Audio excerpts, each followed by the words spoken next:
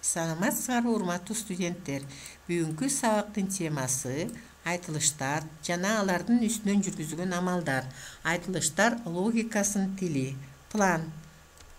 Айтылыштар, айтылыштардын формасы, логикалык байланыштар, логикалык операциялар, айтылыштар логикасынын тили, формулалардын чындык таблицасын түзүү.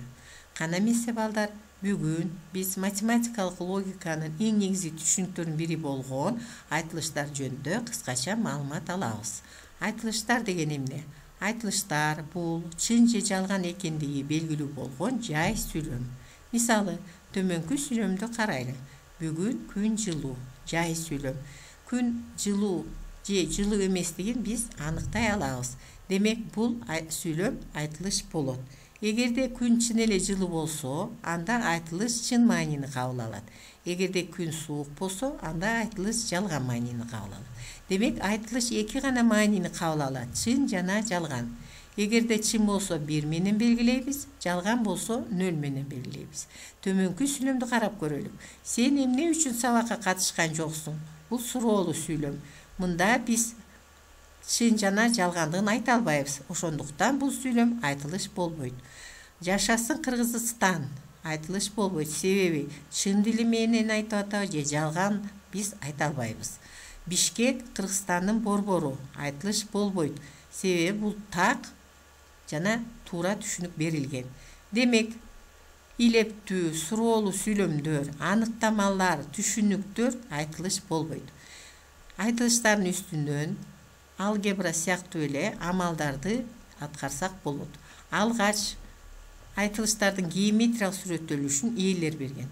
Анын тегеректерин биз ээлердин тегеректери жана диаграммасы деп ушул убакка чейин айтып келебиз. Мисалы, эки тегеректин кесилиши А кесилиши Б төмөнкүдөй сүрөттөлөт.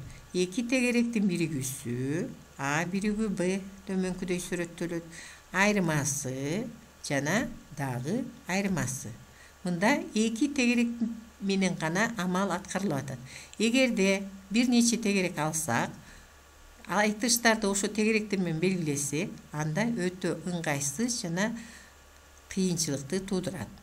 Ошондуктан амалдарды формула менен иштеп аракет кылып, логикалык операцияларды киргизип жана ошолордун үстүнөн жүргүзүлгөн амал жөнүндө дагы кыскача сүйлөшөбүз. Эгерде предметтин атын аныктай албасак, анда ал предмет анын формасын берет. Мисалы, X студент Y группада окуйт деген сүйлөм айтылыш болбойт. Себеби X жана Y-дин ордуна ар кандай маани берсек болот. Бул сүйлөм айтылыштардын формасы деп айтылат. Эгерде биз X-дин ордуна Шайым, Y-дин ордуна M1-18 группа деп маани берсек, анда биздин сүйлөм Шайым M1-18 группада окуйт деп айтылат. Анда бул айтылыш болот. Демек, X менен Y-дин ордуна маани бергенден кийин айтылышка айланса ал сүйлөм, анда ал айтылыштардын формасы деп айтылат. Ушул сыяктуу эле формула менен берилген туйутмалар дагы айтылыштардын формасы болот. Демек, айтылыштардын формасы деп өзгөрмөнүн ордуна маани бергенден кийин гана айтылыш болуп калган сүйлөмдү айтабыз. Эми логикалык байланыш деген эмне, логикалык операциялар деген эмне, логикалык символ деген эмне, ошолорго токтололу. Математикада көбүнчө эле жана, же, эгерде, анда, эмес жана ушул сыяктуу байламталарды кездешебиз. Эгерде ушул байламталар менен биз сүйлөм түзсөк, анда кыргыз тилде көбүнчө жөнөкөй сүйлөм болот. Ал эми математикалык логикада ушул сүйлөмдөр татаал болуп калат. Мисалы, Айнура китеп окуйт жана жазат. Бул кадимки эле жөнөкөй сүйлөм. Ушул эле сүйлөм математикалык логикада татаал деп аталат. Демек, сүйлөмдөр сыяктуу эле айтылыштарда жөнөкөй жана татаал болот. Эгерде жогоруда аталган байламталардын жардамы менен түзүлсө сүйлөмдөр, анда математикалык логикада ал сүйлөмдөр татаал болуп калышат. Эми логикалык символдар деп кайсы символдарды айтабыз? Биз амалдарды айтылыштардын үстүнөн төмөнкү амалдарды жүргүзсөк болот. Дизъюнкция, конъюнкция, эквиваленция, тануу, импликация жана Шефердин штрихи. Мына ушул операциялар төмөнкүдөй белгиленишет. Дизъюнкциянын символу ал Ж деген айтылыш менен байланышат. Бул конъюнкциянын символу ал жана деген айтылыш менен берилет. Тануу бул эмес деген. Импликациянын символу эгерде анда. Эквиваленциянын символу А болгондо гана Б болот. Б болгондо гана А болот деген символ менен. Бул Шефердин штрихи. Кээде муну персттин стрелкасы деп да айтат. Эми ушул операцияларды жүргүзүүгө болорун биз тастыктап алдык. Ар бир логикалык операцияга аныктама берелик. А жана Б дизъюнкциянын аныктамасын берелик. А жана Б айтылыштардын дизъюнкциясы деп, А жана Б жалган болгондо гана жалган, калган учурларда чын болгон, А же Б деген айтылышты айтабыз жана төмөнкүдөй белгилейбиз. Мында чын болгондо жогоруда айтканбыз 1, жалган болгондо 0 деп ушул эле таблицаны биз бияка кайра жаздык. Бул таблицаны биз дизъюнкциянын чындык таблицасы деп айтабыз. Эми конъюнкциянын аныктамасын берелик. А жана Б айтылыштардын конъюнкциясы деп, А жана Б чын болгондо гана чын, калган учурларда жалган болгон, А жана Б деген айтылышты айтабыз жана төмөнкүдөй белгилейбиз. А конъюнкция Б деп. Бул конъюнкциянын чындык таблицасы деп айтылат. А айтылыштын таануусу деп, А чын болгондо жалган болгон, А жалган болгондо чын болгон, А эмес деген айтылышты айтабыз жана төмөнкүдөй белгилейбиз. Анын чындык таблицасы төмөнкүдөй болот. А жана Б айтылыштардын импликациясы деп, А чын, Б жалган болгондо гана жалган, калган учурларында чын болгон, эгерде А болсо, анда Б болот деген айтылышты айтабыз жана төмөнкүдөй белгилейбиз. Анын чындык таблицасы төмөнкүдөй болот. А жана Б айтылыштардын эквиваленциясы деп, А жана Б бир учурда чын, бир учурда жалган болгондо чын болгон, калган учурларында жалган болгон, Б болгондо гана А болот деген айтылышты айтабыз жана төмөнкүдөй белгилейбиз. Анын чындык таблицасы төмөнкүдөй болот. А жана Б айтылыштардын Шефердин штрихи деп, А жана Б чын болгондо гана жалган болгон, калган учурларында чын болгон, А эмес же Б эмес деген айтылышты айтабыз жана төмөнкүдөй белгилейбиз. Эми айтылыштар логикасынын формуласы жөнүндө түшүнүк берели. Алгач алфавит киргизели. Башкача айтканда, айтылыштар логикасында колдонулуучу символдордун жыйындысы.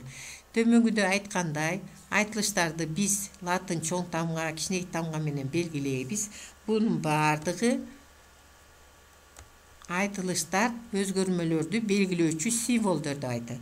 Экинчи, чын жалган 1 же 0 деген константаларды биз логикалык константаларды белгилөөчү символдор дейбиз.